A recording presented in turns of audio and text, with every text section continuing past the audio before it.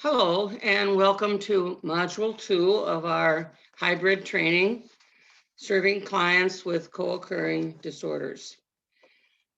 I want to just make a quick reference to our session, our earlier session, and just thank all of you for getting your homework assignments into me. I was very reaffirmed that you certainly picked up on the issues related to stigma in both the population that we identify as substance use disordered, as well as the population that we identify as having mental health issues. One of the things, just in summary from Module 1, that I would like to say is I want us to be aware of our own sensitivity and empathy, imagining if we could, and some of you may have or may have loved ones who have actually struggled with both of these issues concurrently, and we don't ever want to lose both our professionalism, our intent to deliver the highest degree of service with the greatest degree of integrity, but also to not lose our our compassion and our empathy. So this module is going to go much more into depth on causation theory. We're going to talk about what is called the models of comorbidity. As a matter of fact, that's the first handout in your packet. Excuse me while I take a drink of water. We'll then go from that into more lecture content on the etiology of mental health issues, the causation factors, and then the etiology of substance use disorder as well. So let's start, if you'll turn to your models of comorbidity. Let's just take a moment and just really reflect on the term comorbidity. There's our picture, there's our title, models of comorbidity. The term comorbidity has a very unsettling tone to it. And I think one of the things that we sometimes don't realize is whichever disorder or combination of disorders a client's coming in with, unaddressed in many instances, unaddressed, there is one outcome. The outcome is, at a minimum, an impaired quality of life. And there's also a very high probability, as one moves into serious persistent mental illness, or as one moves into chronic substance use disorder, that death is one of the possible outcomes. And of course, what we want to do is try to address that long before our clients get to that stage. Now, this visual is a much more formal way of looking at something I referenced the other day, which is understanding chicken or the egg phenomenon. Chicken or the egg, which came first, has long been the discussion, both in the mental health world and in the substance use world in the past years. Oftentimes, we have the substance use disorder professionals saying, well, we can't possibly work with this individual in treatment until they've been stabilized around their mental health issues. And of course, we have also had mental health professionals say, we can't possibly work with this person therapeutically until their substance use disorder is stabilized. So we're going to look at a couple of models. I'd like you to think about clients that you've worked with as I walk through this handout. First of all, let's look at the first interaction. This is where we have psychiatric disorders on the left-hand side as the primary presenting problem. And then we have as a secondary issue the use of substances, not just alcohol, substances, other recreational substances, as well as misuse of medications as an effort to try to manage psychiatric symptoms. Although the psychiatric disorder is the primary presenting issue, we also know for those individuals that are now using substances to try to manage their psychiatric disorders, that there's a very high probability that over time, that they certainly are at risk for developing, at a minimum, a psychological dependence. I need this chemical. And then in time, we can also see them developing a physical dependence. Again, as I asked you to think about clients that you've worked with or people that you know in your life, this is certainly one of the dynamics that we see. Then we go to the secondary psychiatric disorder model, down one notch.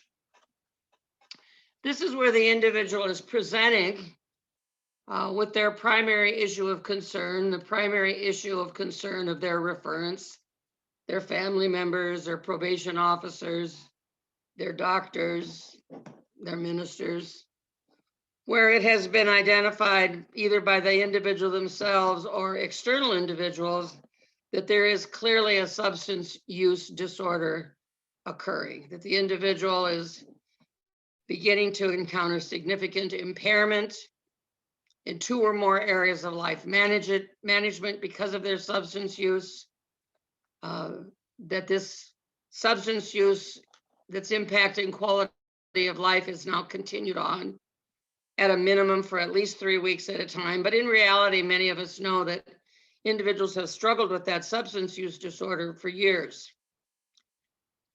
And as a result of the substance use, either the drug of choice, the substance of choice, the withdrawal symptoms that might be occurring from their substance of choice, or in the event that they are no longer using their substance of choice, and now we see those hidden psychiatric issues beginning to surface, this is where we look at substance use disorder as the primary diagnosis, and then we identify that there may well also be emotional, behavioral, or cognitive impairment.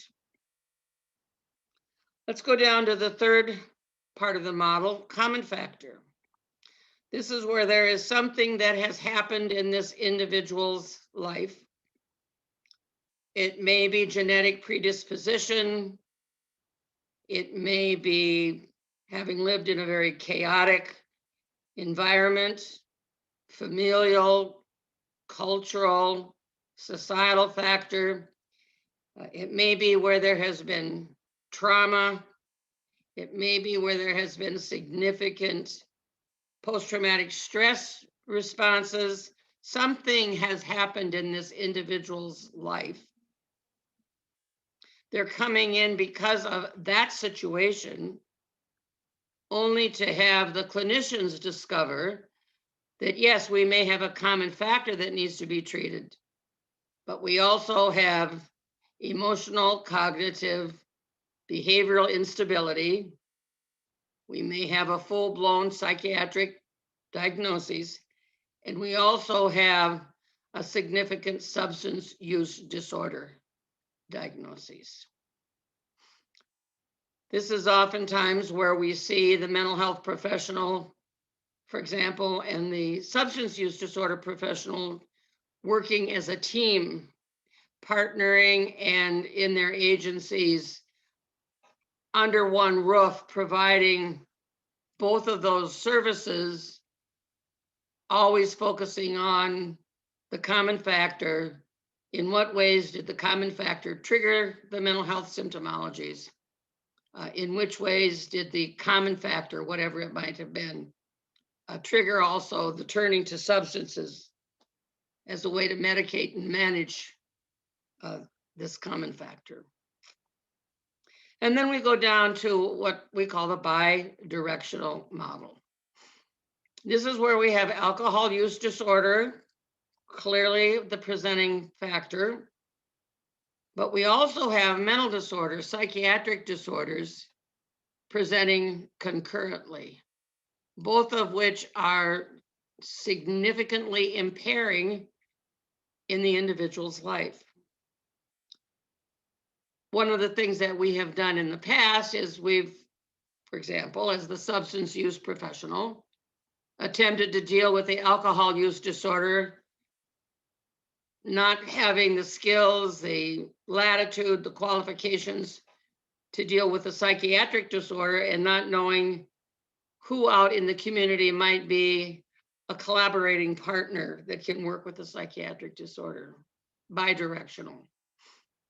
But we also have situations where individuals have fully presented with very, very observable psychiatric symptomology. And again, discovering that the individual also now has developed a compulsive pattern of substance use. The mental health professional historically not been trained, credentialed to deal with the alcohol use disorder, now needing to collaborate with the substance use disorder professional. This is the model, this bidirectional model is the preferred best practices model today. Now, that does not mean that if we're working in this bidirectional model, that there may not be a circumstance, let's say, for example, you're working with a client as the substance use disorder professional, and in the course of your treatment with them, they begin to reveal, either by the things they're saying or the things that they're doing, that they are vulnerable to, at a minimum, suicide ideation. They may be more than vulnerable. They may actually have decided how they're going to complete the suicide, when they're going to complete the suicide, where they're going to complete the suicide. And those would be situations where, as the substance use disorder professional or in the umbrella agency that we're working in, we now need to, even for a temporary period of time, possibly remove the individual from our treatment experience, have them transferred to mental health stabilization, probably a psych ward, maybe having community mental health services come in and assist us, getting them stabilized in the psychiatric disorder so that we can come back to our shared issues. But we may also see, of course, the other side of the coin. Depending upon their drug of choice, for example, if somebody were a stimulant user, methamphetamine, cocaine, crack, or some of the synthetic stimulants, they may have detoxified. They may have, within a 30-day cleansing detoxification, both formal and informal detoxification, had the majority of the substances removed from their system. So they've cleansed, but they may not have cleared. And with the stimulant user, it's almost predictable, or certainly we want to be on guard for the possibility that with the stimulant user, 6 weeks after the last using episode, we may see a very dramatic, what looks like severe depression slide. In reality, oftentimes that's a neurochemical phenomenon. The stimulant user, in the course of their stimulant use, has depleted all of the dopamine, all of the serotonin in their brain. They are now attempting to clear their thinking, and we may see what looks like acute intoxication, post-acute intoxication. Sometimes so severe that, again, we have no alternative but at least to temporarily stop both the mental health treatment and the substance use disorder treatment, get the individual transported to formal detoxification. It may even be medical detoxification, until such time that they stabilize, and then we can come back and continue our bilateral therapeutic approaches. So this model of comorbidity, although it's laid out, no pun intended, in black and white, it also points out to us the complexity of the client that we're working with. From a day-to-day basis, we may not be 100% sure if we're dealing with a mental health symptom, if we're dealing with a substance use symptom, or if we're dealing with both of those symptoms occurring simultaneously. So as part of our assessment process, and we'll talk more about assessment in a short bit, but as a part of our assessment process, this is where we really need to be very observant. What are we seeing? We need to be careful that we aren't clouding facts with our own judgments, our own perceptions. This is also where we would want to have some very, very strong alliances with mental health professionals who can assist us in doing a little bit more of the mental health diagnoses so as to stabilize the individual, and we can then move forward. Again, as I've walked through that, I'm hoping that you've had some experience with clients where, yeah, this was clearly an alcohol use disorder, but man, the psychiatric symptoms were popping all over the place. Yeah, this was definitely a common factor, but the way that we were seeing it manifest was with not only emotional instability, but also substance use. And then, of course, recognizing when we have both of those occurring simultaneously. So let's go to our next slide. A little more of an overview of what it is that we're going to cover in this module. We still have some terms, some definitions that we need to work on. There has been a very significant evolution in the substance use world, even within the last 5 to 8 years, where we are now using terminology that might have been very different than terminology that we were using in the past. In this session, we're also going to at least highlight what some of the major mental health disorders are. And we're also going to talk a little bit about the DSM-5, and then I want to talk a little bit as well about the 6 dimensions of the American Society of Addictive Medicine. So let's take a look at some categorizations of major mental disorders. This is a very simplistic overview, obviously not meant in any way, shape, or form to be a diagnostic revelation. But these might be some of the categorizations, recognizing that people may be coming in with more than one of these major mental disorders. Just as we might have a client coming in not only with an alcohol use disorder, but a cannabis use disorder, a stimulant use disorder, etc. But let's look at the general categorizations of major mental disorders. The first category that we see is a diagnosis that is bringing to the client significant distress. It's bringing emotional distress. It's bringing consternation. It's getting in the way of their ability to function, oftentimes in major areas of their life. It will be the most common mental disorder that we will see presenting in the alcohol and drug abuse world, but I don't want to say that it is the only one. Another thing that's interesting about the issue of distress is there's probably not been a client or very few clients that you've seen come into your programs who aren't distressed.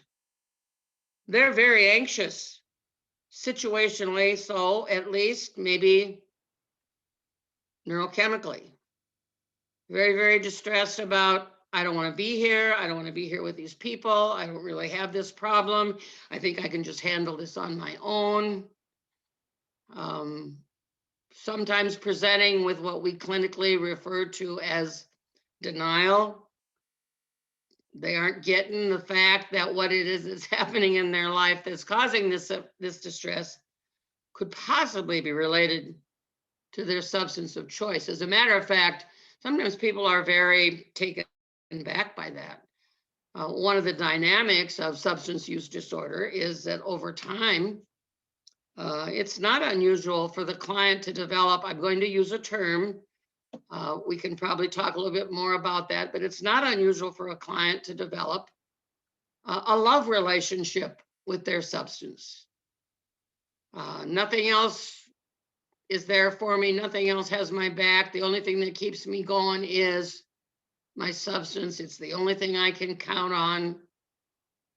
And if we begin to suggest to them that it's possible that their substance of choice is actually causing them extreme distress and ultimately disability, oftentimes this is where we run into our first roadblock of resistance.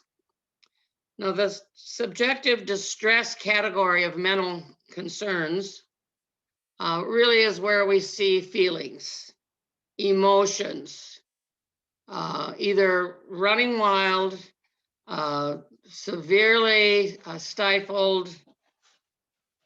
Feelings are causing behaviors that are not necessarily accurate. People are operating off of their feelings. Their behaviors are manifestations of their feelings. So subjective distress presenting as a feelings impairment, for it to be a major mental disorder, also has to be providing some degree of disability or inability to effectively manage one's life. So again, when we talk about co-occurring issues and we talk about subjective distress, is it situational? Is it neurochemical? Is it a result of the substance that they're using? Is it a result of the substance they're withdrawing from? This does not become a real simple cause and effect opportunity to make a diagnosis. We need more information. We have a second major mental disorder identified on your handout as interpersonal or vocational problems. These are the kinds of mental health disorders that prevent individuals from being able to interact in a pro-social, positive, constructive way in the myriad of relationships that they have in their lives. Their most intimate of relationships, their significant other, their relationships with their children, their relationships with their family of origin, their relationships with their parents or their brothers and sisters, has become compromised. Now, their substance use may also compromise those. And we all have seen situations where individuals in those myriad of relationships that I just mentioned finally reach a point where they say, I've had it. I cannot do this anymore. I cannot tolerate this behavior anymore. I've tried everything. I need to now think about how I can keep myself healthy. But interpersonal relationships on that level, yes, can be impaired by substance use, but this also can be a categorization of mental health disorders. we go to the next ring of interpersonal relationships. It's not just those most meaningful or closest relationships. They may also have difficulty getting along with people at work. They may be behaving in such a way in the community that people begin to avoid them, have kind of a standoffish, boy, don't go near them. I don't know what's going on with them. They're talking to somebody I don't see. Again, the stigma kinds of things that might surface for some individuals. And so we now open that ring up one circle bigger, not only interpersonal relationships, but vocational relationships, social relationships. But let's go one notch further. This is also where we may see behaviors that, in the eyes of the criminal justice system, are going to be seen as, at a minimum, vulnerable, high-risk behaviors. We need to be paying attention to that, or may actually be labeled as criminal infractions, things that people have done while under the influence of substances that they would never, ever have otherwise done, is an example of how we might see that in the substance use world. We'll talk more about these interpersonal mental disorders, particularly in Module 3, but this is another broad categorization. Behaviors of concern, either caused by the mental health or caused by the substance use, or exacerbated even more severely by both of those things occurring simultaneously. And then we have the cognitive or reality dysfunction. This is where we see impairment in the thought process. To put it in the simplest of terms, the individual who's struggling with this disorder is looking at the world through an entirely different set of lenses than you are. They see things you don't see. They hear things you don't hear. They read things differently than you might read things. And in its worst case scenario, sometimes these individuals, quite frankly, are so severely impaired in their thought process that these might be the individuals that would be best served in mental health stabilization, a psych ward, certainly until it has stabilized. Obviously, chemicals cleared from their body, and they've hopefully begun to develop new skills, ways to redirect errors in thinking, ways to better get a handle on their realities, and again, be able to function in the community with their families and in our treatment programs. Now, again, very, very, very broad categorizations of mental disorders. In Module 3 and in Module 4, as I had mentioned to you earlier in our first module, we will go into the major disorders that are going to present in a substance use treatment setting. At what point is it necessary for us as the substance use disorder professional to recognize that what is presenting is out of your league? You do not have either the qualifications to address this, and or it is not written in your job description to address these.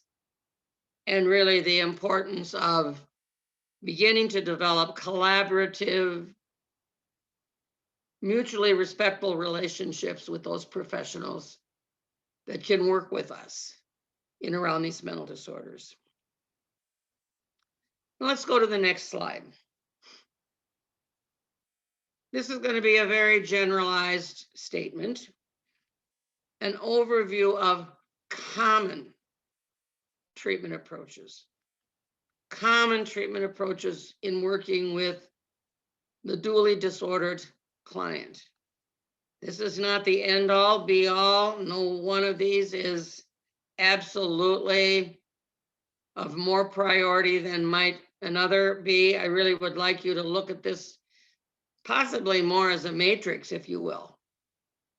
That if we're going to treat the client with co-occurring disorders, we need to have some combination of expertise, assessment skills, referral skills, treatment skills in each one of these 4 areas.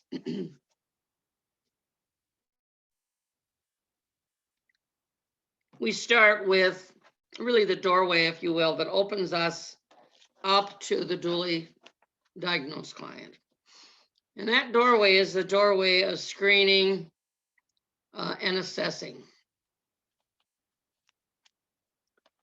Screening, a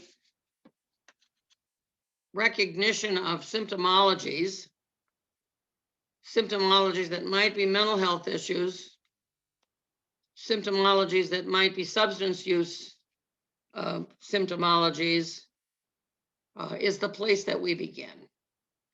There are many, many, many screening tools that are available to us as substance use professionals. For those of you that do or have done or are familiar with the Rule 25 assessment tool, that includes a mental health screen. Embedded in dimension 3, emotional, behavioral, or cognitive impairment, is actually a mental health screen. It is called the GAINS short form. It's primarily made up of 2 sets of questions. One category of questions has to do with feelings, and the other category of questions has to do with behaviors.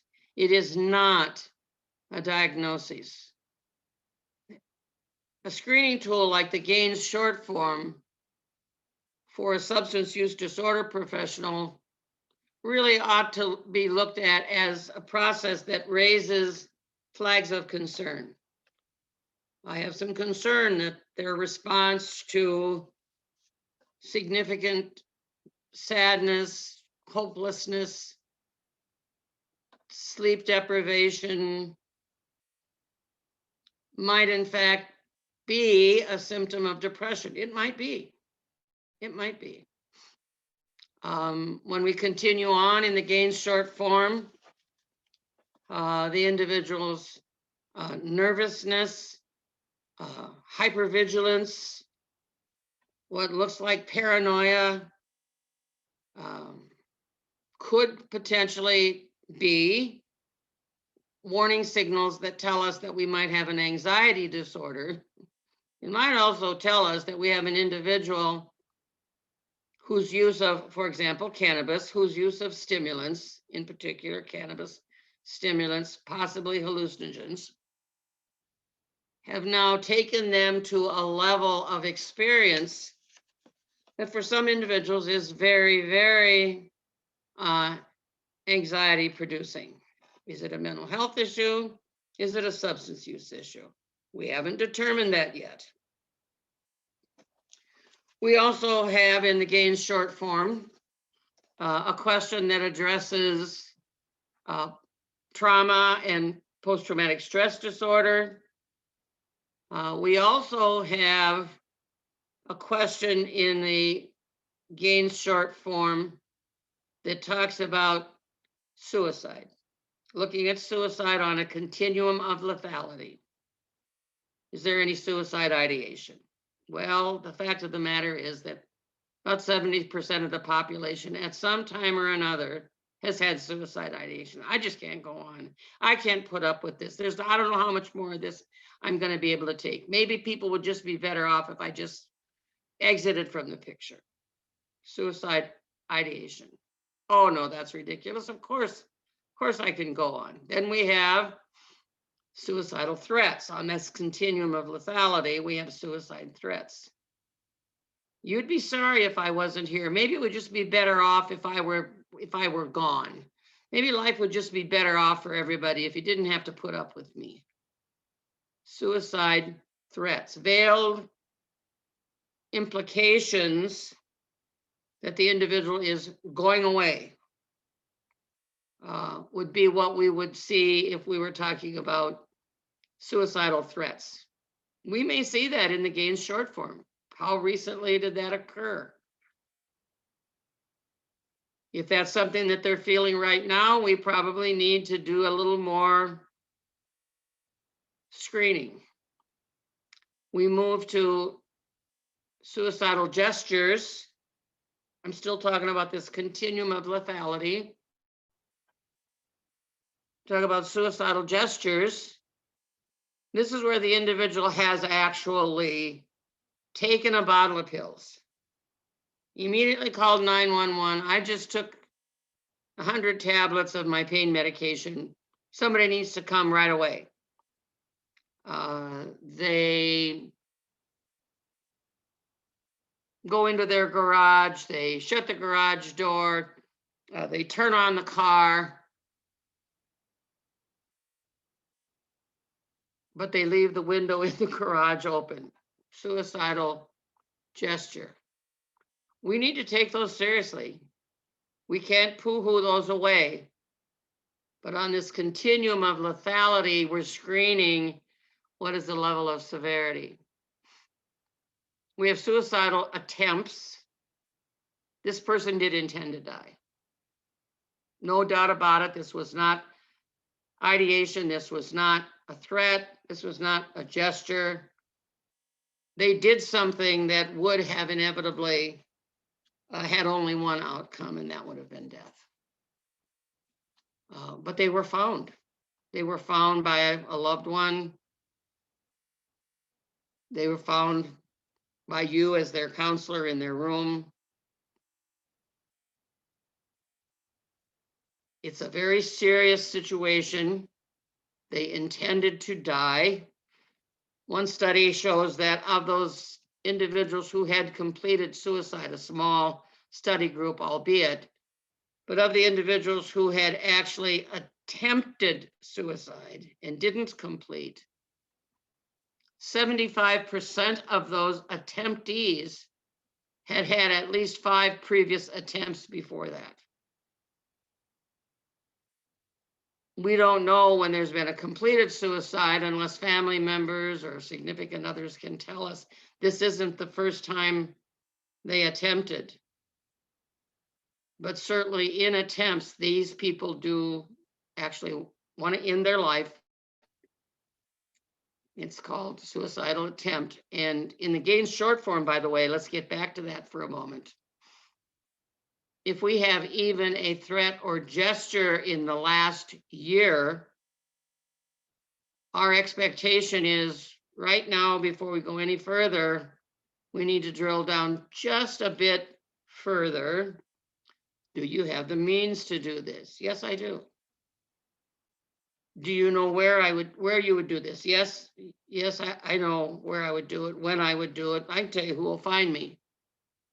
And as that individual is sharing with us that their attempt mode is becoming significantly more and more crisis critical, whatever it is that we're doing, whether we're doing case reviews every week, whether we're doing a comprehensive assessment, whether we're having a conversation with the client in a one-to-one, and this is something that then gets disclosed, we now have a mental health emergency. This is an example of where it would be necessary to stop whatever it is that we're doing, implement whatever our agency's suicide intervention protocols are. We can come back to our screening, we can come back to our assessment, we can come back to our one-to-one session. But we have a situation where we have now screened and subsequently assessed that we have an emergency. It could be a mental health emergency. It could be a drug-induced emergency. Somebody is now into their 2nd or 3rd week of treatment. They've now looked at all of the things that have been compromised, all of the losses, all of the people that they have hurt as a result of their addiction. And they just don't feel that there's any way that they can even go on. So even if we have a suicide emergency identified in the Gaines short form, we aren't at a place yet where is this substance induced, is this mental health induced, but we are at a place that says we need to stop the interview. I mentioned there are two parts to the Gaines short form. The other part to the Gaines short form is much more focused on behavior. To what extent is this individual able to control their behavior? You know, what is the level of impulse control? And of course, we want to respond to that as well, because those are going to be significant implications if we have the individual in our facility that we need to be aware of. If we've got somebody who has no impulse control whatsoever, we need to assist them with that. It can be, however, some of their mental health diagnoses. The mania of a bipolar episode can look like a lot of impulse control. The behavior of an antisocial personality disordered person, or the behavior of a borderline personality disordered individual, could look very, very much like a situation that needs to be addressed. That's a substance use issue in combination possibly with a mental health issue. So common approach, obviously we need to screen. I think it is interesting to note that there is also embedded in the generic mental health screening tool that all mental health professionals are expected to use. There is embedded in their baseline assessment a substance use screen called the CAGE. Do I have an individual who's using substances? To what extent are they using substances? To what extent is their substance use potentially going to be problematic? As a mental health professional, do I need a much more in-depth, comprehensive assessment around their substance use before I can proceed? So this screening tactic, this screening practice or skill set really is present in both of the populations, the mental health as well as the substance client. There are also many screens online. You can certainly Google mental health screens and you'll see a number of them. You'll also, if you chose to, Google substance use screening and find many screens for that as well. Once we've identified in our screening process that yes, in fact, we do have a situation that requires a more in-depth assessment. Again, this is where the mental health professional under 245G is now implementing what we call the comprehensive assessment. Yes, we determine whether or not we have a substance use issue, but we also are now determining if there's trauma, if there's mental health symptomology, if there's a past history of mental health services, so that we have a better sense of how and to what degree do we partner now with our mental health professional. The mental health community uses many assessment tools. But one of the assessment tools that's very common in the mental health field is the locus. Looks a lot like our comprehensive assessment. Again, it's assessing, do I have predominantly a substance using client? Do I have predominantly a mental health client? Or given our statistics of 80% of these populations present with both, to what extent do I have both of these operating, to which degree I need to then provide integrated services? The next bullet that you see on this handout are medications. Medications for mental health issues are a relatively new phenomenon. We did not see medications used for psychiatric disorders in Minnesota before the early 1940s. Prior to that, lobotomies were done. Prior to that, other kinds of therapies were used. There was one therapy that was used that would overwhelm the human body with ice. People would be put in an ice bath so as to try to eradicate the mental health symptoms. Conversely, there was another therapy that was used that was a heat therapy. People were wrapped in multiple layers of scalding hot towels with the idea that we'll just sweat this out of them. So thank goodness for medications. 1940s when we first began to see medications surface for mental health disorders. Clients are oftentimes reluctant to take the medication. I don't want to take this medication. Part of that for many of our mental health clients is acknowledging that I have a mental health issue. I don't have a mental health issue. I don't need medication for my brain. They'll argue with you persistently. There are individuals who will take the medications and be very disenfranchised with them. They don't like the side effects. That's probably one of the biggest complaints that we hear. They don't like the side effects. They don't like the time window from which they start taking the medication to even determine if this is the right medication in the right dosage at the right time of the day.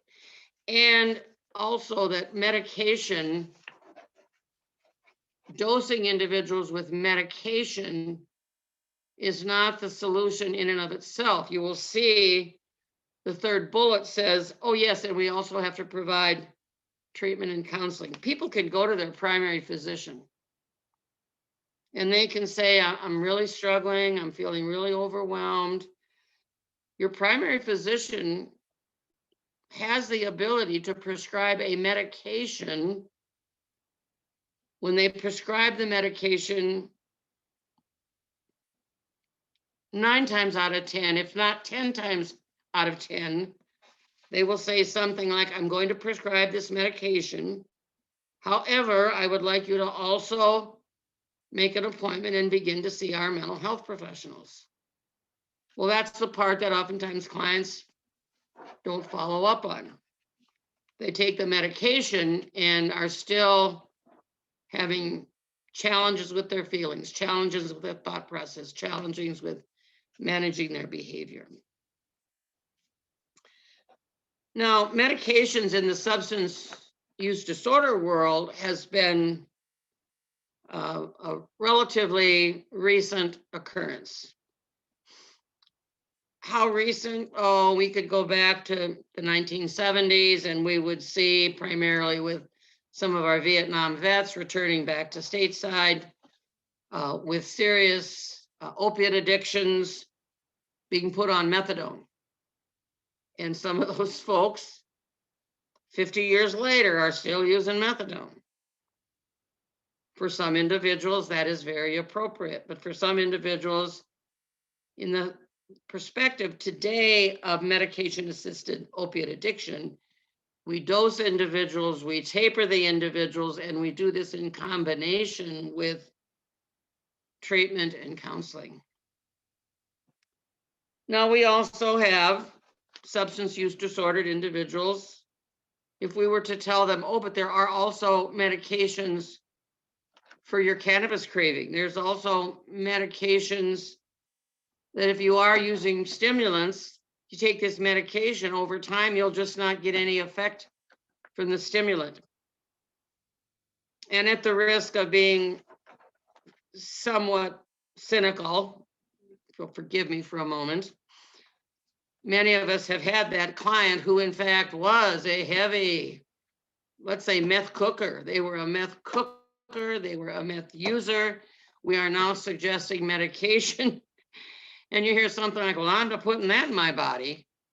Who knows what can happen to you if you put that in your body? I mean, it's rather ironic, but medications are available. Clearly in the mental health field, they seem to be much more well received. We're having more challenges with that in the alcohol and drug abuse world. Somebody's taking medication for their alcohol craving, they go to a recovery meeting. The old timer in the recovery meeting says, so what are you doing to stay sober? Well, I'm taking some medication. Well, you're not in recovery. Turn in your medallions. That's a relapse. Start all over again. And that's not true either, because in 1985, AA International Headquarters created a pamphlet called Alcoholism and Medications. If an individual is using a medication that was prescribed, as prescribed, that is not seen as a relapse. But again, that's one of the misconceptions that floats around out there. We'll be talking with each of the major disorders in modules 3 and 4. What are some of the more common medications prescribed for mental health issues? There are always new medications surfacing. And there are certainly new medications that are surfacing not only for the client with mental health issues, but also medications for the client with substance use disorders. Minnesota has been less embracing of that philosophy. Hopefully in time, when we move closer and closer and closer to a medical model, which is just around the corner, we will be operating as professionals in a medical model within the next 5 to 10 years for sure. Medications then will become hopefully more common and less resisted. Let's go down to the third bullet, treatment and counseling. Is there one preferred model? No. We have 389 licensed treatment programs in the state of Minnesota. Not all of them doing exactly the same modality. There are some that are doing a 12-step abstinence-based approach. There are some who are doing a spiritual approach. There are some who are doing a cultural approach. There are some who are doing a cognitive behavioral approach. There are some that are using a health realization approach. There's a document that was recently published by the National Institute of Drug Abuse, 13 Principles of Effective Drug Treatment. You might want to search that out and get a copy of it. The very first principle of effective drug treatment is there is no one pathway. Your program may have committed to a particular philosophy, which, by the way, I always say to folks, if this is not a philosophy, whichever one it is, that you can stand behind 100%, this may not be the right program for you to be working in. Know what your program's mission statement is, know what your program's values are, know what your program's clinical philosophy is. And by being employed there, you have agreed, yes, I will ascribe to this. It's not the method used for me. It's not the method that I would prefer. But this is what my employer uses, therefore this is what I will use. As counselors in the alcohol and drug abuse world, when we talk about treatment and counseling, our foundation is the 12 core functions of the LADC license. Being trained and competent in those 12 core functions. Being supervised regularly. 245G says at a minimum once a month. All staff will get supervision, is an opportunity to take a look at how are you doing? Are there some bumps in the road? And then also, are there some new emerging things? Those are going to be taken care of in supervision. But there are also a myriad of modalities for mental health. There's no one approach. As you're beginning to look for mental health providers that are going to be your ally in treating the dual disordered client, you want to find out a little bit more about what that mental health professional's treatment philosophy is. It's very, very confusing for the client if they're seeing you for the substance use issue under one philosophy, and they're seeing the mental health professional for their mental health issues under an entirely different philosophy. Which also, by the way, speaks to why it's important that the conversations continue between the allied mental health professional and the allied substance use disorder professional. And then we go to integrated treatment. Well, that's what this is all about. There might be those isolated situations where we're only treating the mental health, and when that's stable, we will then treat the substance use. Very, very isolated situations where we might treat the substance use, and then as that stabilized, we might begin looking at mental health counseling. But the model today, the Minnesota model today, as it relates to serving the needs of dual disordered clients, is integrated treatment, collaborative, cooperative treatment. Mental health professionals staying in their lane doing mental health work. Substance use professionals staying in their lane doing substance use disorder work, but also partnering, working as a team. We actually have verification that treatment programs can add to their professional license called an integrated dual disordered treatment program. And that has very specific language to it. There needs to be a mental health professional working in tandem with a substance use disorder professional. Not one more superior than the other, they're equal. Mental health professionals usually start a job at about $13,000 more a year than do LADCs. It's not going to take that LADC very long to figure out, wait a minute, wait, we're both working equally as hard, but the mental health professional is making $13,000 more a year than I am. Wait. So programs have discovered, no, we need to bring both of those expertise levels to an equal and equitable pay scale. They may do lectures together. They may do one-on-ones together. There might be times when they would meet around a mental health issue or only around a substance use issue. But they're a team with a third partner, and the third partner is a medication prescribing professional. If a program has all three of that on board, it is considered an integrated dual disordered enhanced treatment program.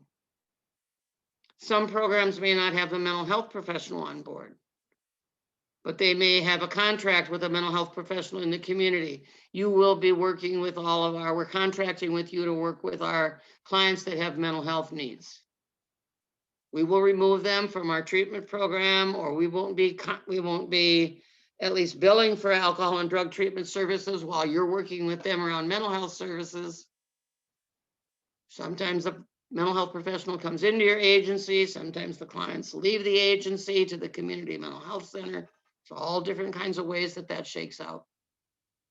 And they may well have also contracted with the medical professional to be available 24/7 if we have a medical emergency, but also as it relates to medications, continuing to educate clients around their medications, continuing to assist clients in medication management. So this integrated treatment is only one line out of the overall common treatment approaches, but it is one that has really stepped into the light, if you will, within the last couple of years. So let's go to the next slide. This is both a summary of where we've been and kind of a preview into where I'm going next. Mental disorders. Mental disorders are complex and varied.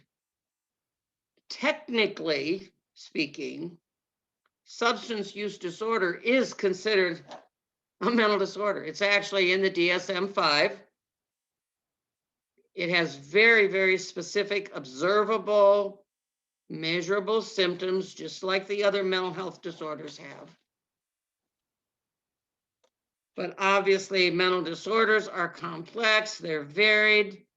You might have one client with an alcohol use disorder and depression whose presentation is 90 degrees different from another client who has the very same diagnosis.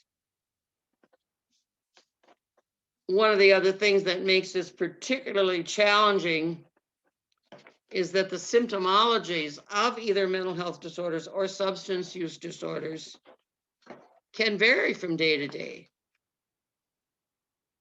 One day, the client seems to be very amenable, cooperative, they're focused, they're tracking with us. We begin to see some progress made. Next day, we feel like we've just stepped back 3 notches. Whoa, wait a minute. I thought yesterday nope, we got to, okay, so it's a process, it's a slow process that requires a significant amount of patience and also some realistic expectations. This is another one of those stigma expectations. We're going to send this impaired individual to you. You're going to do whatever that stuff is that you do. I don't know what you do, but whatever that stuff is that you do, you're going to do that, and you're going to send me back a new improved model. They're no longer going to use substances. They're no longer going to act crazy. Well, that's not true. As a matter of fact, and we all know this, there are certain circumstances where a dually disordered client goes through treatment. They complete treatment successfully. They're discharged from treatment. Not necessarily immediately, but relatively soon thereafter,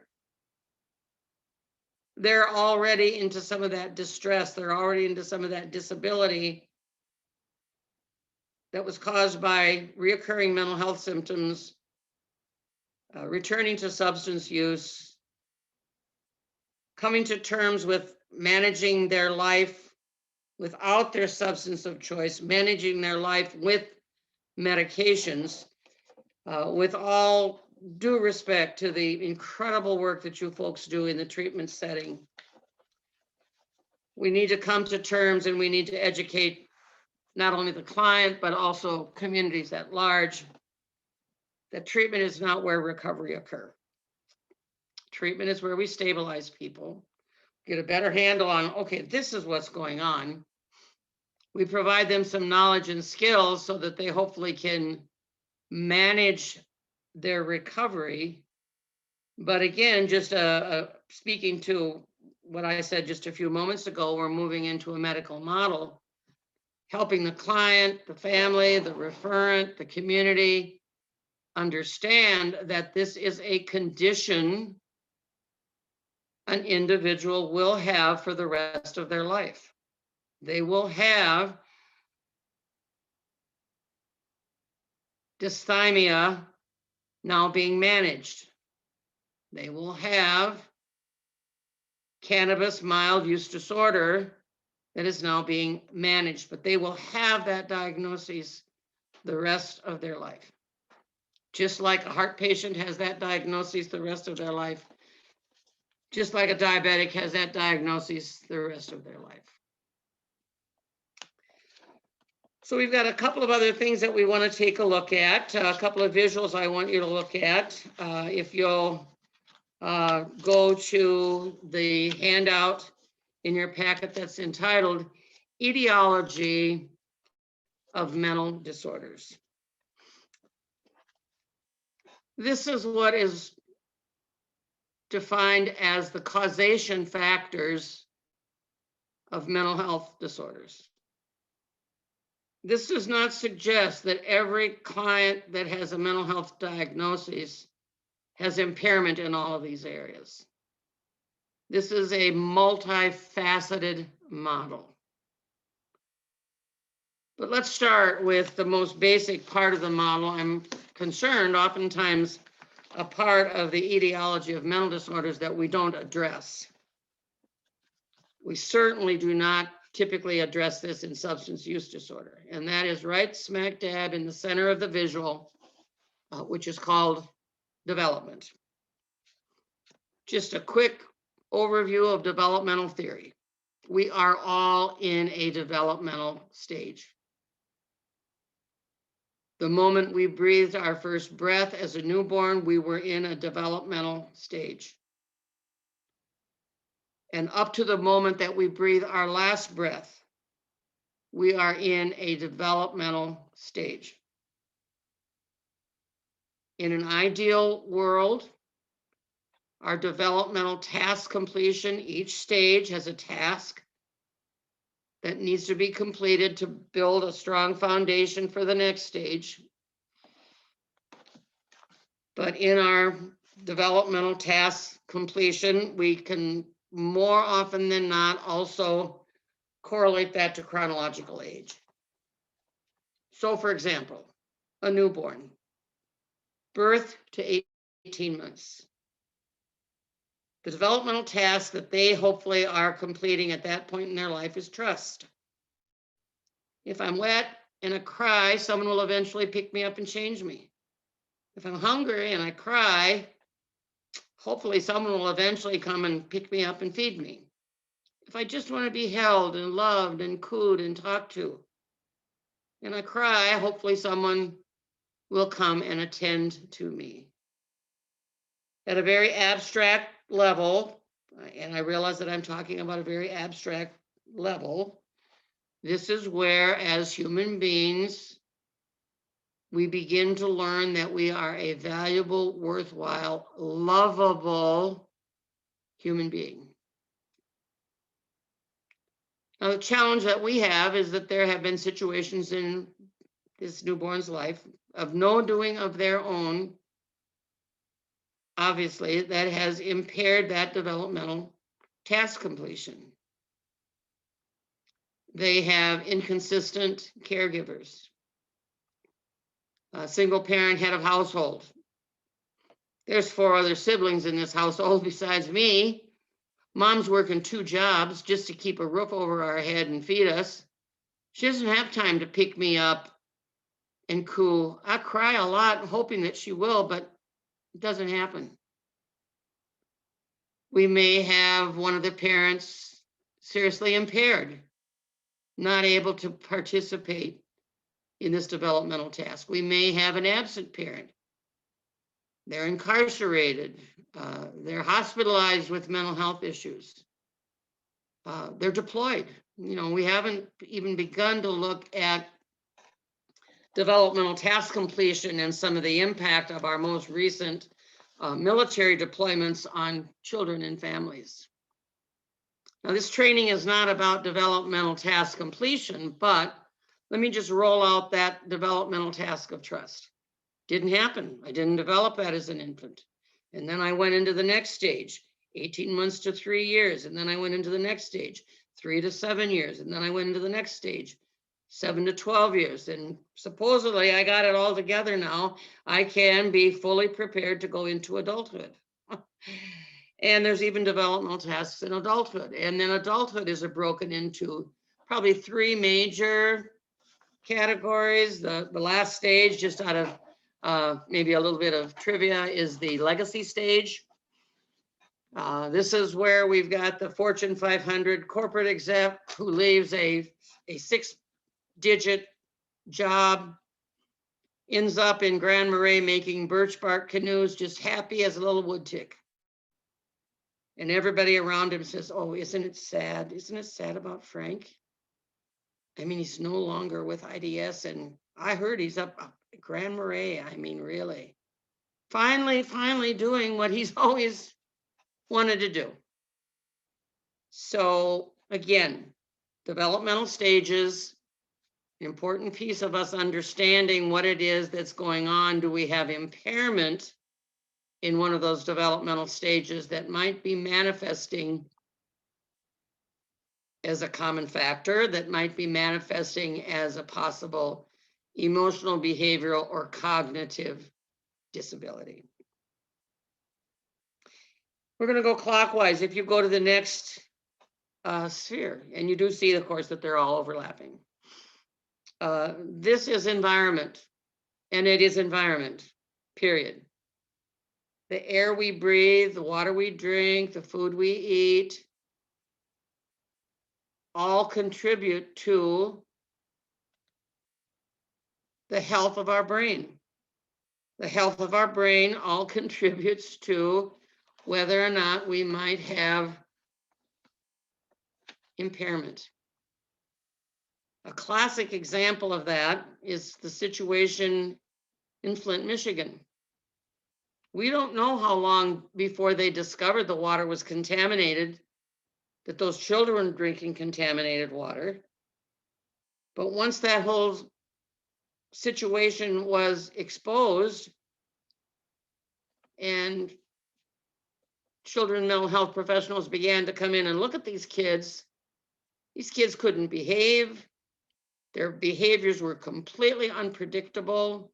They couldn't concentrate. They couldn't focus. They couldn't verbalize their feelings. Once they went to school, they were having real difficulty in school. They were then labeled as behavioral challenges.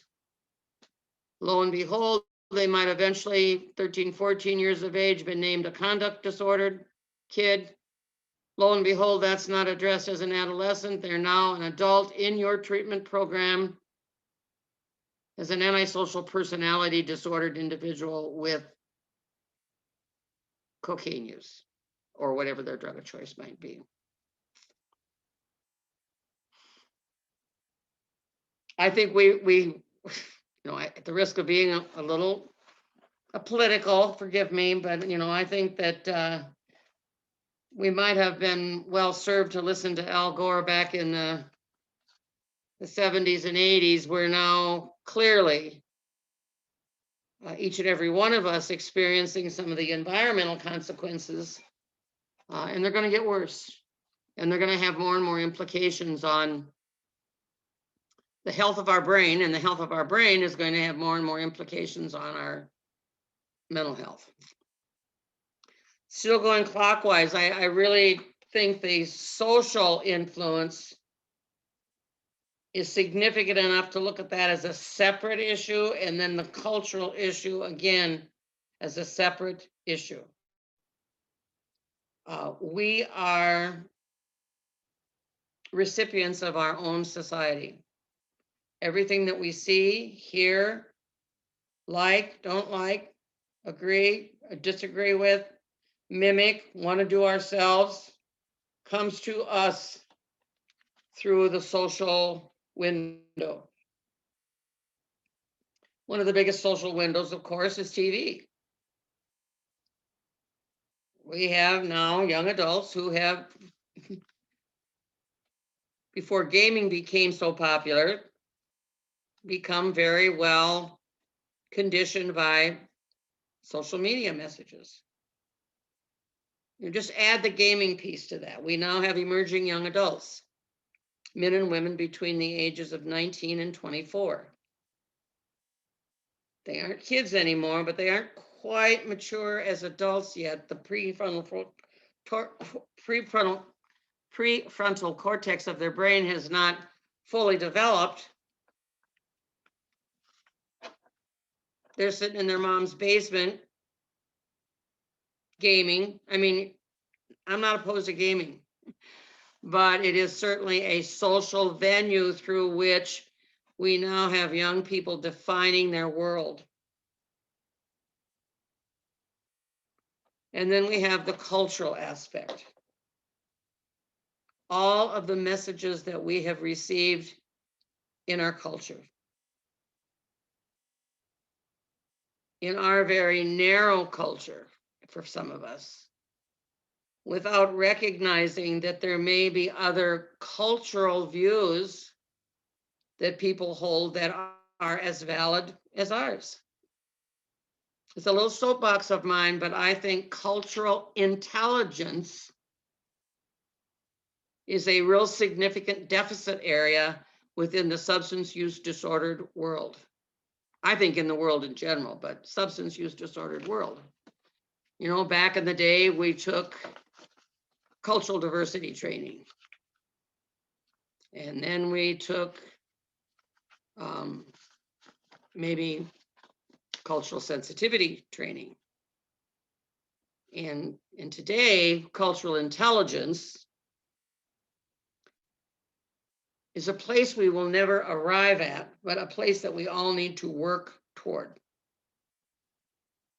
It isn't just the food people eat. It isn't just the way they dress. It isn't just their jewelry adornment. It's everything. It's their worldview. It's their view of the world through their cultural glasses. And their view is as accurate and right for them as your view is for you. And it is one of the things that sometimes causes some real consternation in understanding people's behavior. There are some things that are done in certain culture groups that we would see as is very outrageous, to some degree, maybe even abusive, when in that culture group it might be completely acceptable.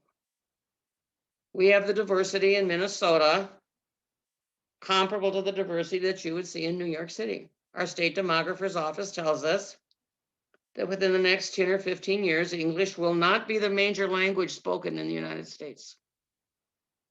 So it's time we get on the bandwagon and really start to fine tune our cultural intelligence. Is what that person's experiencing their culture, or is that their mental illness? You talk to a Native American who has gone on a vision quest, a Native American who this month is finally ending the 12 months of preparation for Sundance ceremony in August. And you ask them, do you see things or hear things that other people don't see or hear? They wouldn't dare say that. Answer that to a counselor or an assessor or an interviewer that they felt did not have cultural intelligence. Because yes, in those ceremonies, there are auditory and visual hallucinations that might even be manifestations of spirit beings right in front of them. We don't understand what that is in their culture. We go, wow, whoa, boy, this person's really out there. I mean, they're telling me that they got somebody sitting next to them. We need to be aware of that. We go to the next circle, psychological. This is where there is already a diagnosis. There is a diagnosis that this individual has a mood disorder. There is a diagnosis that this individual has a thought disorder. We need to be very aware of those diagnoses and what that means in terms of behavioral manifestations, how much of the behaviors or symptoms of those diagnoses could also look like symptoms of substance use disorder. Many of them. I'm not suggesting you go out and buy a DSM-5. As a matter of fact, it's probably not a good idea to do that. Certainly not to get one on a rainy Saturday afternoon and curl up under a blanket and start reading it. Because you start reading the DSM-5, suddenly you have everything. Everybody that you love has every diagnosis. It's like, oh my God, I'm being funny or trying to be funny, forgive me. But we do need to understand the diagnoses and what the symptoms are and the behaviors of that are, and determine, is this also a substance use behavior? Is it just a mental health behavior? Obviously, we need our mental health professionals' expertise. The next circle is biological or genetic. We do now have clear evidence that there are some diagnoses that are appearing multi-generationally. We've done phenomenal work in the world as it relates to genetic knowledge. We know that there are certain things that even 3 generations out, if we have a family member who's struggling with that, there can be enough of an impact on that family member's gene structure, DNA structure, that 3 generations forward, we might have offspring who are presenting with some of those same behaviors. Now, some of that's learned behavior. If as a kid you grew up in a family situation, let's say, for example, where bipolar disorder was rampant and the session of mania in some instances lasted for months and months and months, children learn to live in that chaos and may even begin to replicate that chaos because that's what's familiar to them. Now, obviously, we do know that there is a genetic predisposition to substance use disorder as well. There's a history of substance use disorder in either one of your biological parents. There's a chance that your gene structure has been altered to such a degree that when you choose to drink, unlike your brother or sister who choose to drink and seem not to have any problems with it, when you drink, 1 is too many, 1,000 is not enough, you act like a complete fool. And people go, I don't understand it, why none of the other children in that family behave that way. A huge area of study around which, for most of us, we have very, very limited knowledge. And then we go to our last circle, which is stress. We do know that chronic stress, not that just little discomfort, oh man, I gotta sweep the kitchen floor, oh man, I gotta fold the laundry, oh man, I gotta go get groceries before the 4th of July rush. Not that kind of stress. Debilitating stress, chronic stress, the kind of stress that's actually eroding away brain matter is another causation factor. This is where trauma also comes into play. Trauma is not necessarily in and of itself going to erode brain matter. It can, particularly if an individual's response to trauma is much more of an anxiety response. But we certainly know that there are going to be portions of gray matter over a longer period of time that are compromised. Autopsies have been done on brains, all other things being equal, same age, same lifestyle, same gender, same culture. One individual had horrific stress in their life. The other individual had little to no stress in their life. And the brain of the individual with significant stress is real jagged around the edges. They've also done some extensive research on brain impairment and manifestation of mental disorders on World War II children. They were children during World War II. There was great famine. They were literally eating out of garbage dumps. In many instances, their parents were either killed or they were giving up their children to orphanages because they knew they couldn't care for their children. And now those people are 55, 60 years old and are talking about the mental health struggles that they have had over their entire lifetime.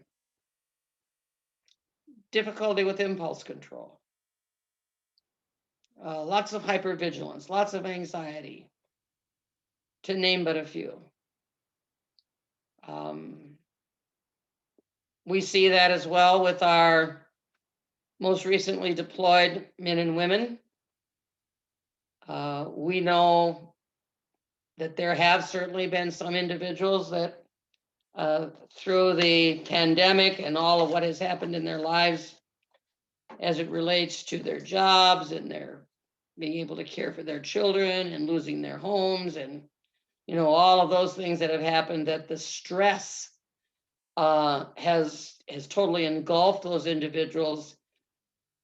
We all have stress. Stress is not a negative. It's when we can no longer function because of it that it now starts to move into much more of a mild to moderate diagnosis of a mental disorder. And in some cases, moves from a mild to a moderate to a severe. So that's the etiology of mental disorders. Again, not all of those occur. Some of these morph over into each other.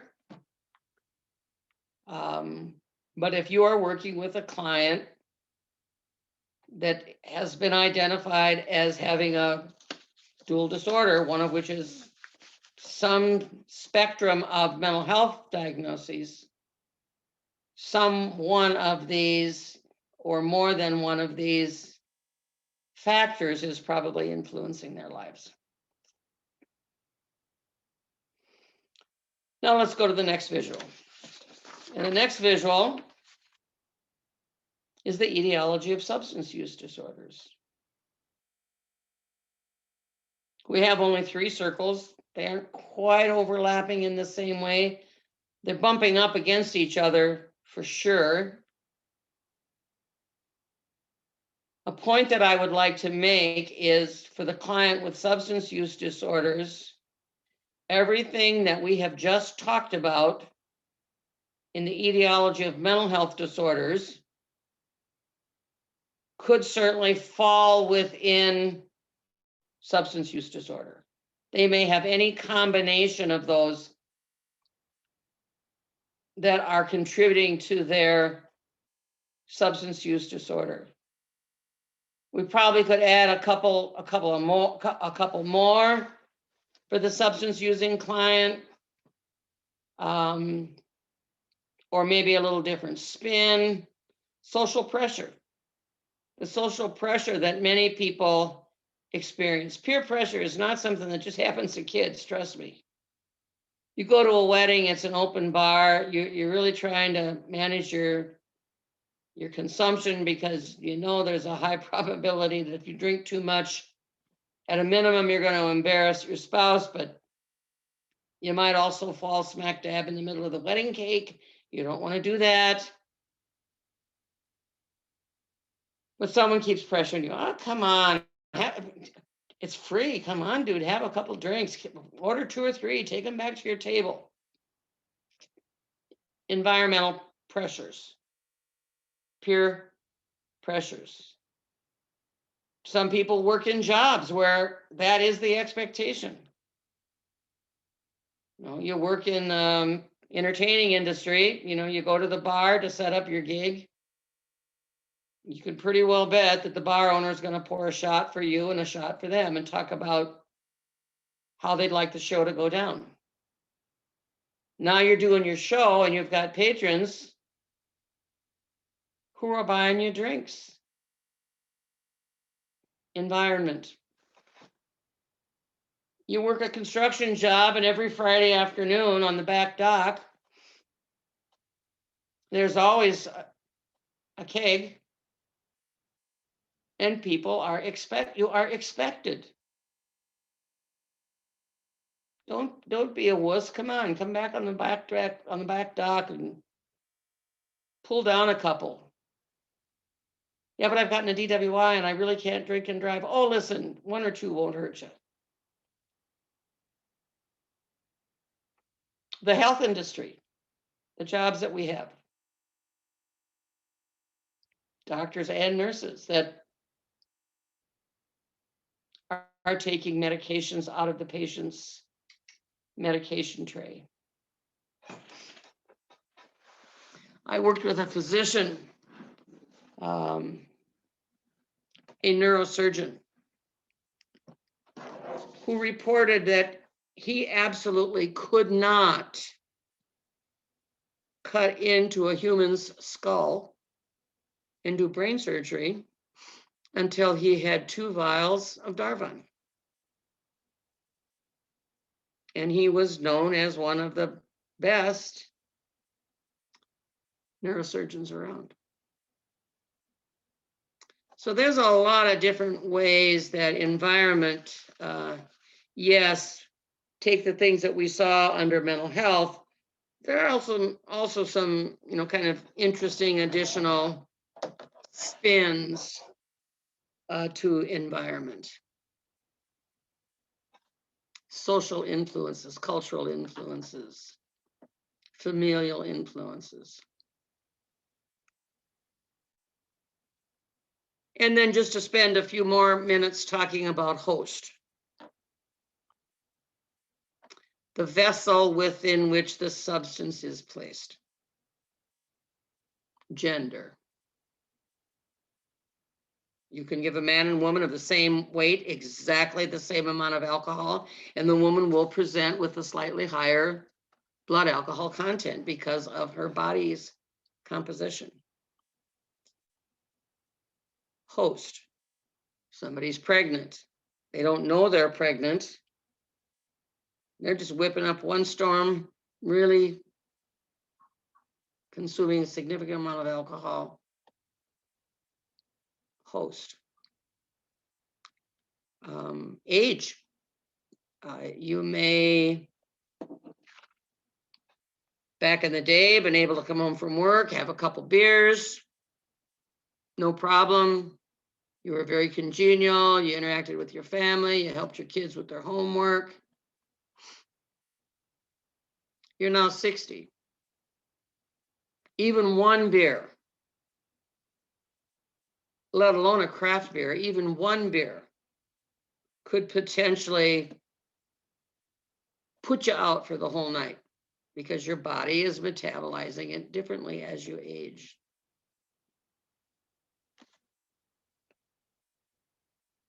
We know there are certain health conditions that a person might have that are really contraindicated to using alcohol in combination with those health conditions.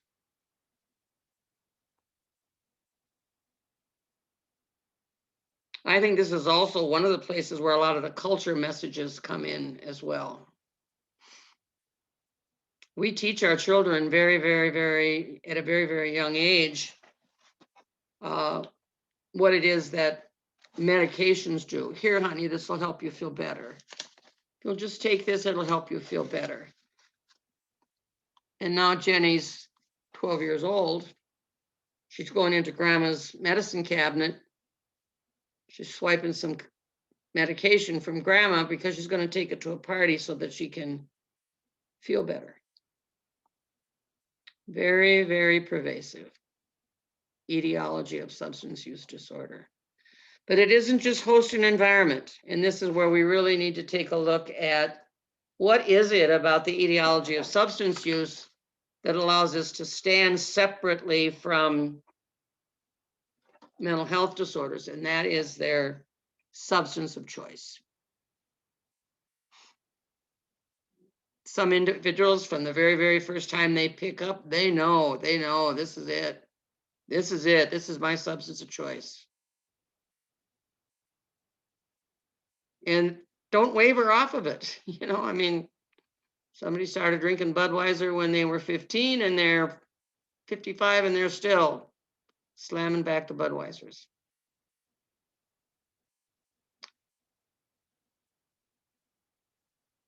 We know that substance of choice has some cultural influences. There are certain substances that are more prevalent within certain, and I want to broaden that, within certain socioeconomic groups. There are individuals who truly do believe that alcohol is not a drug. It's just alcohol. Everybody drinks. What's the problem? Oh, I would never, ever do those other, oh, no, never would I do those other things. Marijuana? Absolutely not. So they have some social messages about their substance of choice. We have some communities in Minnesota where there are certain substances that are socially acceptable and expected to be used. One of the things that we hear, not universally, and I hesitate to, I don't want to make a universal statement, but one of the things that we do hear from some of our African American clients is everybody smokes weed. I mean, this isn't a drug, everybody smokes weed. Now, cocaine is a drug. Heroin's a drug. Weed is not a drug. Then not only do we have the substance of choice that they choose to use, but then we also have how that substance of choice manifests to certain behaviors. Alcohol is a central nervous system depressant. You kind of just kick it back a notch or two when you're drinking. Contrasted to Molly's or MDMAs, you're at a concert, man, your behavior is far from kick back. You are rolling full steam ahead. So the substance of choice can also manifest behaviors. Gosh, that looks a lot like a mental health issue. Is it or isn't it? Substance of choice is going to manifest very differently with withdrawal. Individuals oftentimes use their substance to put off withdrawal. They don't want to experience withdrawal. If you have a client that has never, ever stopped using, you can't assume they can't. This is one of the examples of where we may see post-acute withdrawal once they get into treatment, where they never experienced withdrawal symptoms like that before. And now they're cleansing and they're clearing. Detox. They're cleansing, getting it out of their system, and they're clearing in terms of their brain's ability to function. So again, each of these etiologies are separate and unique in their own respect, and yet we cannot overlook the overlap. Is it a mental health issue? Is it a substance use issue? Does it matter? Not really. If it's a mental health issue and a substance use issue, it certainly doesn't matter because we have to treat both of them simultaneously. If mental health work is not in our lane, we have to have a provider, an ally, a colleague for whom that is their lane. So as, this goes back to what I said in our first module, so as to provide the highest degree of service with the greatest degree of integrity. Now that wraps up the content for module 2. I want to talk a little bit about your assignment. Remember, if you haven't been able to turn in your assignment from module 1 yet, you need to do that before you turn in your assignment for module 2. But I'm going to ask you to create a case study, not pages and pages and pages. No, brief, direct. But I would like you to create a case study, ideally one that you've worked with, where some one factor of the etiology of substance use came into play, where their depression was so significant that they couldn't get out of bed, and they eventually learned if they did a hit of a stimulant, they didn't feel any better, but they could at least get out of bed to get their kids out of the house to school. Maybe they couldn't even accomplish that. If you could tie the etiology of mental disorder into a substance, great. But right now, I'm just asking you to identify a case based exclusively on someone or a combination of those factors that we saw in the etiology of substance use. Then case study 2, create a case based on the etiology of substance use, not just the drug of choice, but what were the factors in that individual's life as it related to environment and all of the implications of environment. And what were the factors going on in that individual's life that related to host?